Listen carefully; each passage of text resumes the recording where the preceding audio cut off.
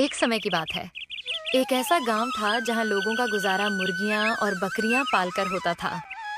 कोई चिकन खाता था तो कोई मटन।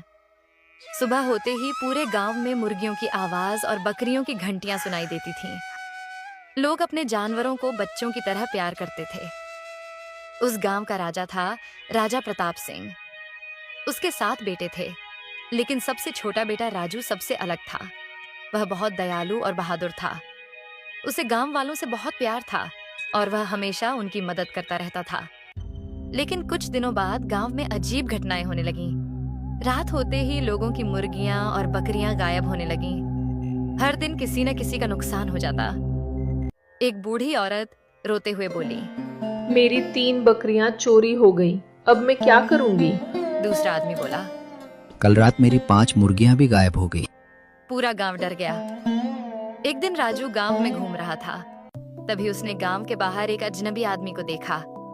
वह चुपके चुपके लोगों के घरों के पास घूम रहा था। राजू को उस पर शक हुआ।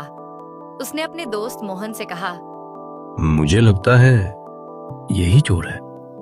उस रात दोनों उसका पीछा करते हुए जंगल पहुंचे। जंगल के बीच एक झोपड़ी थी। अंदर बहुत सारी चोरी की गई मुर्गियां और बकरियां बंधी हुई थीं। कुछ लोग मटन और चिकन पका रहे थे। तभी एक आदमी। एक समय की बात है।